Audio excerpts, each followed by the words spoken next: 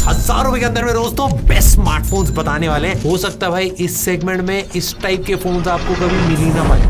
अभी जो चीजें आ रही है भाई, जैसे कैमरे में टेलीफोटो लेंस में भाई मस्त फोटोज आप ले सकते हो। डिस्प्ले एमोलेड या फिर पीओलेड, मीडियाटेक में डायमेंसिटी 7300 या 7400 के अराउंड आ जाए, या फिर स्नैपड्रैगन में 7S Gen 2 या फिर 7 Gen 3 को आप पुराने स्मार्टफोन्स भी सस्ते मिल जाते हैं, बट 2 साल से पुराना स्मार्टफोन आप मत देना। 50 मेगापिक्सल वाला OIS अगर मिल जाए तो बहुत बढ़िया बात हो जाती है। और बैटरी मिनिमम 5000 mAh, ये 7000 mAh बैटरी वाले भी ऑप्शन भाई कॉमन हो गए। Android 15 out of the box मिलना चाहिए और मिनिमम 2 से 3 साल के अपडेट्स भी आप चेक करना, और 2 दिन चलने वाली बैटरी भी इस सेगमेंट में आपको मिल जाती है। ये सारी चीजें भाई फाइंड करना थोड़ा सा क्रिटिकल है। हमने सारे फोन सेलेक्ट करके रखे हैं आपके लिए इस वाली वीडियो के अंदर, जो आप डिफरेंट यूज के अकॉर्डिंग आपके लिए फिट हो। जो इस लिस्ट पे है वो भाई तगड़े ही फोन है। हमने कुछ कैटेगरीज आपको एंड में बताई, कौन सा डिस्प्ले में अच्छा है, कौन सा कैमरे में अच्छा है, सारी चीजें भाई इस वीडियो के अंदर आपको पता चल जाएंगी। अगर एक स्मार्टफोन खरीदने वाले हो तो ये एक इंपॉर्टेंट वीडियो होगी, एंड तक देखना। तो पहला स्मार्टफोन मेरे दोस्तों लिस्ट पे आ रहा है CMF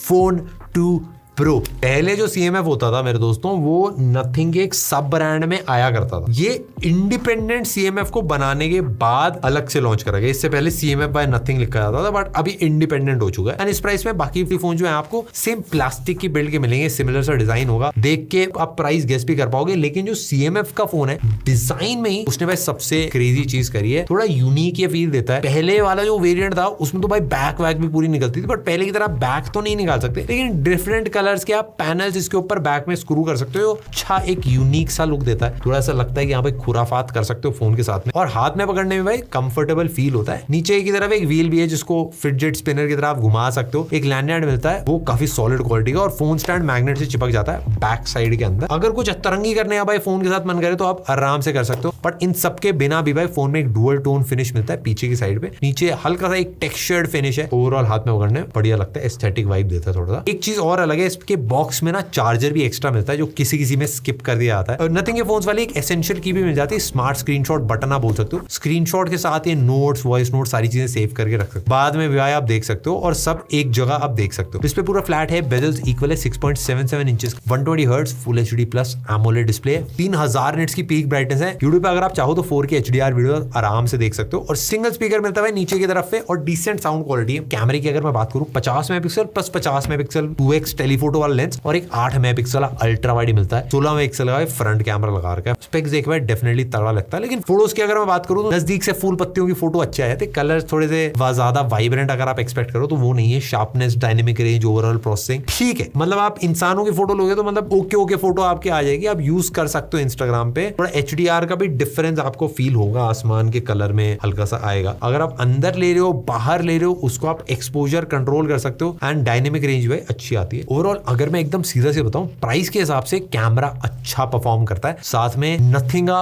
OS 3.2 आ जाता है एंड्रॉइड 15 के साथ में। मतलब काफी हद तक क्लीन सा UI है, और इसमें 2 से 3 साल तक का आपको अपडेट मिल जाता है। बैटरी 5000 mAh की और 33 वॉट की चार्जिंग के साथ में आता है। एक दिन आराम से चलेगा आपकी नॉर्मल यूजेज में। और परफॉर्मेंस के लिए भाई इसके अंदर Dimensity 7300 Pro प्रोसेसर लगा रखा है। 8GB LPDDR4X रैम है, UFS 2.2 स्टोरेज है, BGMI 120 FPS का सपोर्ट है, 90 FPS के अराउंड तो एकदम ही स्मूथ परफॉर्मेंस मिलती है। इस प्राइस में ओके प्रोसेसर है, बेस्ट नहीं है, बट गेम की सेटिंग्स और सारी चीजें सब अनलॉक्ड है, तो वो बढ़िया रहता है भाई। ओवरऑल प्यारा सा फोन है। प्रोज एंड कॉन्स की अगर मैं बात करूं तो सिंपल चीज है भाई, डिस्प्ले इसका क्रिस्प है, क्लीन OS है, यूनिक सा एक डिजाइन मिल जाता है। और दिक्कत यह है कि भाई OIS नहीं है कैमरे के अंदर, और सिंगल ही स्पीकर मिलता है। प्राइस की अगर मैं बात करूं तो फ्लिपकार्ट पे इस टाइम पे 8+128GB वाला जो वेरिएंट है 18,999 का आप बाय कर सकते हैं। नेक्स्ट मेरे दोस्तों सैमसंग का A35, सैमसंग की A सीरीज का स्मार्टफोन है, जो सैमसंग की जो मिड रेंज सीरीज है, इसमें फ्लैगशिप वाली भी थोड़ी फील देने की कोशिश करी जाती है, और फीचर्स भी थोड़े से ऐड करे जाते हैं फ्लैगशिप लेवल वाले, एंड सॉफ्टवेयर का सपोर्ट भी भाई बहुत क्रेजी ऐड करा जाता है। बिल्ड वाइज देखोगे तो ग्लास बैक आपको मिल जाती है, जो इस प्राइस में बहुत प्रीमियम फील भी देगी, एंड बहुत रेयर भी है भाई ग्लास बैक मिलना। साइड से प्लास्टिक है, बट बिल्ड वाइज भाई सॉलिड फील होता है। कैमरा वाला जो लेआउट है वो S25 की तरह ही है, एंड इसके कॉर्नर्स भी भाई राउंड है, जिससे उससे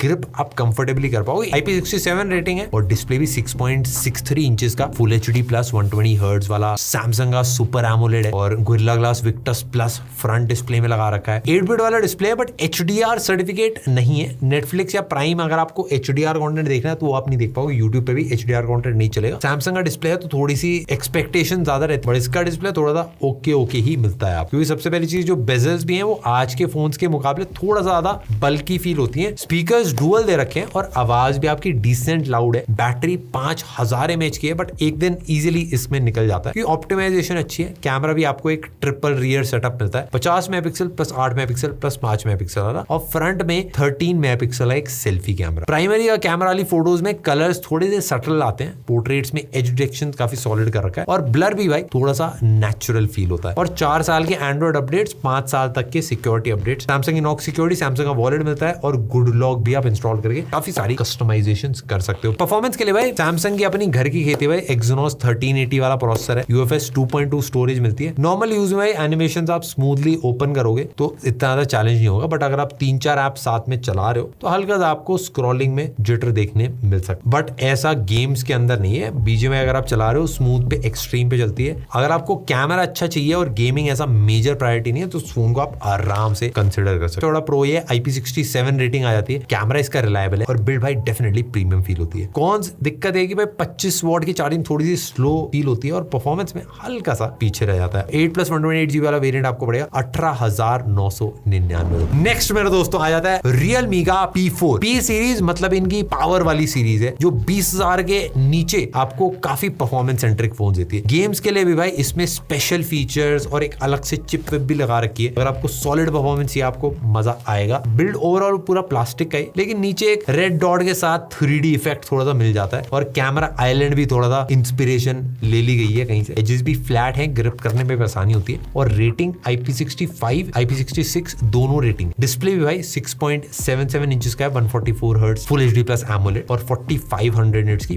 पीक ब्राइटनेस इसके अंदर ऐड कर रखी है। बेजल्स भी भाई पतले हैं, टॉप पे भी साइड पे भी थोड़ी सी चेन है नीचे के साइड पे, बट ज्यादातर लोग नोटिस भी नहीं कर पाएंगे। स्पीकर डुअल मिलता है बट थोड़ा रेशियो हिला हुआ है, मतलब 70-30 है, नीचे वाला थोड़ा ज्यादा लाउड है, ऊपर वाला थोड़ा कम है। बैटरी 7000 mAh है, 80 वॉट की चार्जिंग के साथ आता है। 2 दिन आप आराम से खींच पाओगे और 9 से 10 घंटे का स्क्रीन ऑन टाइम आपको इस पे मिल जाएगा। तो भाई यूजुअली इस प्राइस पर परफॉर्मेंस वाले फोन जो होते हैं उनमें कैमरे में कॉम्प्रोमाइज होता है एंड इसमें भी सेम ही देखने के लिए मिलता है आपको। 50 megapixel 8 megapixel dual rear camera setup है बिना OIS के और फ्रंट में 16 मेगापिक्सल। एक्सपोजर में HDR में थोड़ा सा स्ट्रगल करता है बट ब्लर थोड़ा सा मेरे को ऐसा फील हुआ कि नेचुरल दिखता है। ओवरऑल सॉफ्टवेयर एंड UI का एक्सपीरियंस अच्छा है। Realme UI 6.0 आता है, Android 15 के ऊपर बेस्ड है। कुछ AI वाले फीचर्स भी ऐड कर रखे हैं। एंड भाई परफॉर्मेंस की बात करें जो इसका हाईलाइट, इसमें Dimensity 7400 अल्ट्रा और एक अलग से डेडिकेटेड गेमिंग चिप लगा रखी है भाई, जिसका बेसिकली काम है ग्राफिक्स को थोड़ा बूस्ट करके दिखाना। गेम आपको शार्प दिखेगा, क्लियर दिखेगा। इनके साथ में UFS 3.1 स्टोरेज भी आपको मिल जाता है जो इस वाले सेगमेंट के काफी सारे फोन से इसको बेटर बना देता है। And day to day usages में आप एप्स ओपन करोगे, मल्टीटास्किंग करोगे, आपको फर्क फील होगा। मेरा पर्सनल ओपिनियन ये है कि मेरे दोस्तों Realme की ये वाली सीरीज जो मोस्टली ऑनलाइन बिकती है, 144 हर्ट्ज 7000 mAh बैटरी और गेमिंग के लिए चिप, ये सब मार्केटिंग में ऑन पेपर काफी सॉलिड लगता है। एक्चुअल यूज करने में भी इन सारी चीजों में तो है काफी तगड़ा, बट कैमरा में थोड़ा सा चैलेंज आता है। बेसिकली कॉम्प्रोमाइज करना पड़ता है भाई, कहीं तो होगा। अगर आप कुछ प्रोफेशनल करने का ट्राई करो, मूवीज अगर आपको बनानी है इससे तो इतना मजा नहीं आएगा, बट बाकी गेम खेलनी है, स्लीक लाइट वेट फोन चाहिए, UI स्नैपी फील होता है, वो सारी चीजों के लिए मजा आएगा आपको यूज करने में। प्रोज अगर मैं सिंपली बताऊं तो प्रोज के यही है कि स्लीक है, लाइट वेट है, UI काफी स्नैपी फील होता है और बैटरी परफॉर्मेंस दोनों बहुत सॉलिड है। दिक्कत बस यही है कि भाई कैमरे में थोड़ा सा बेटर होना चाहिए था। एंड डिस्प्ले कभी कभार भाई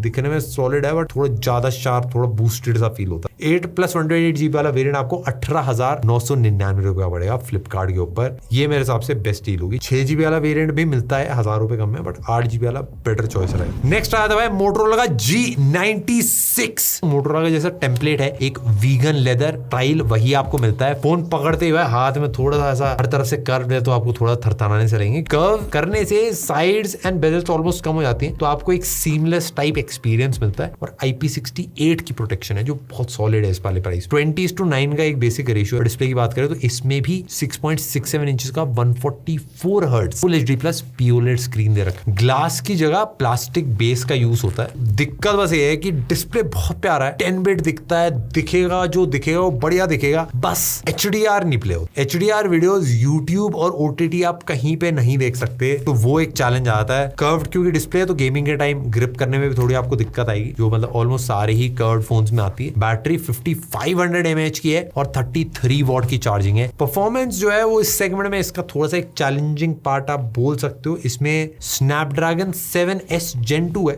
LPDDR4X रैम है। BGMI HDR पे एक्सट्रीम पे खेल सकते हो, 60 FPS पे ही चलती है गेम। प्रोसेसर भी आपका मतलब डिसेंट है, मीडियम लेवल गेम आपकी चल जाएगी। कैमरा रियर में अगर मैं बताऊं तो 50 मेगापिक्सल OIS वाला सेंसर है और 8 मेगापिक्सल एक अल्ट्रा वाइड पीछे मिलता है, 32 मेगापिक्सल एक फ्रंट कैमरा है। फोटोज थोड़ा सा सैचुरेटेड फील होती है, नाइट मोड में भी यूजेबल फोटोज आप ले सकते हो। पोर्ट्रेट में भी एजेस डिसेंट आते हैं, कट कर लेता है थोड़े से। बाकी जितने फोन से उसमें एक चीज कुछ ऐसा सेंटर था, इसमें ऐसा कुछ नहीं है, सारी चीजें डिसेंट करने की कोशिश, एक अच्छा वैल्यू पैकेज बन जाता है। परफॉर्मेंस ऑफ कोर्स थोड़ी सी बेटर हो सकती थी, अपडेट्स मुझे लगा कि थोड़े से कम है, बट 8+128GB वाला वेरिएंट लोगे आप फ्लिपकार्ट पे तो ये भी आपको मिलेगा 18,999 रुपए। लास्ट मेरे दोस्तों but not the least, Oppo का K13। ओप्पो के mostly phones camera design centric होते हैं, लेकिन इस वाले फोन के साथ में ओप्पो ने गेमिंग फोन्स को मार्केट में एंटर करवाया। इसकी डिजाइन की बात करें, प्लास्टिक बैक है बट बहुत डिफरेंट है, उसमें पैटर्न्स हैं, फोन ट्रेड करोगे तो चेंज होंगे। साइड्स बिल्कुल फ्लैट है, IP65 की रेटिंग है। लुक एंड डिजाइन एक बेसिक फोन जैसा ही फील होता है। अंदर का मसाला काफी सॉलिड है इसका, वैसे तो आपको थोड़े से ज्यादा मिलते हैं और चिन भी इसमें आपको दिखती है, बट 6.66 इंचेस का 120 hertz full HD plus AMOLED display है, 1200 निट्स HBM है, मतलब आपकी जो नॉर्मल ब्राइटनेस होती है, और 8 बिट का डिस्प्ले है। इसमें भी वही चीज है, YouTube एंड Netflix HDR में आप नहीं देख सकते, पर जो नॉर्मल वीडियोस है वो आप देखोगे तो उसमें कलर्स आपको अच्छे मिलेंगे, मजा आएगा देखने में। डुअल स्पीकर्स हैं, लाउड है, बैटरी 7000 mAh के 80 वॉट की चार्जिंग के साथ में 1 घंटे के अराउंड में फोन पूरा चार्ज होता है। सॉफ्टवेयर की बात करें, ColorOS 15 है, Android 15 के साथ में आता है। परफॉर्मेंस की अगर मैं बात करूं, स्नैपड्रैगन 6 Gen 4 आता है जो लेटेस्ट है, DDR4X रैम भी है, UFS 3.1 स्टोरेज भी है। प्राइस के हिसाब से क्रेजी कॉम्बिनेशन है भाई, बस दिक्कत ये है कि BGMI 60 FPS पे चलती है। मेरे परफॉर्मेंस सेंटर के कुछ ऑप्टिमाइजेशन करी जा सकती थी, बट ठीक है भाई, इसका मतलब ये नहीं है कि फोन में परफॉर्मेंस नहीं है, बस गेम्स थोड़ी ऑप्टिमाइज्ड कम है। कैमरा 50 मेगापिक्सल प्लस 2 मेगापिक्सल का और 16 मेगापिक्सल का फ्रंट में दे रखा है। फोटोज आप बढ़िया निकाल सकते हो जो लेंस है उससे। मैं एकदम आपको सीधा बताऊं तो ओप्पो की तरफ से परफॉर्मेंस सेंट्रिक स्मार्टफोन है और अच्छा बनाया है एंड काफी प्यारा सा बनाया है, लेकिन बैटरी और चार्जिंग इसकी काफी सॉलिड निकल के आती है। प्रोसेसर लेटेस्ट है, बट BGMI में 90 FPS एटलीस्ट होता तो भाई मजा ही आया, बट बाकी अपने फेवरेट गेम तो आप खेल ही पाओगे। बट 8+128GB वाला वेरिएंट फ्लिपकार्ट में 19,999 रुपीज का आपको मिल जाएगा। बेस्ट चॉइस भाई, अवार्ड अगर देने हो कैमरे के लिए CMF Phone 2 Pro और सैमसंग का A35। गेमिंग में ओप्पो का K13 और रियलमी का P4 दोनों ही भाई तगड़े हैं। डिजाइन में भाई अगर थोड़ा अतरंगी बिल्ड चाहिए तो CMF, और अगर प्लेन बिल्ड चाहिए तो सैमसंग में ग्लास आता है, काफी प्यारी फील देता है। एंड डिस्प्ले में अगर रेटिंग देनी हो मेरे दोस्तों, रियलमी का P4 crazy display. I hope आप समझ गए होगे भाई आप लोगों के लिए कौन सा फोन सही है, एंड इसी के लिए हम वाली वीडियो बनाते हैं ताकि आपका डिसीजन सही हो और आपका पैसा सही वसूल हो, आप जो भी स्मार्टफोन खरीदने जा रहे हो उसमें। एंड मैं अपनी तरफ से एक चीज ऐड करूंगा कि ये बहुत इंपॉर्टेंट टाइम होगा फोन खरीदने का। अगर आप कोई भी फोन खरीदो आप यही सोच के खरीदना कि 2 से 3 साल एटलीस्ट आप चलाओ, क्योंकि नेक्स्ट के 2 से 3 साल फोन के प्राइसेस बढ़ेंगे। ये इंपॉर्टेंट डिसीजन भी होगा और मेरे ख्याल से एक सही टाइम भी है किसी भी प्राइस पॉइंट पे अगर आप खरीद रहे हो। इस वाली वीडियो के लिए मिलते हैं नेक्स्ट वाली।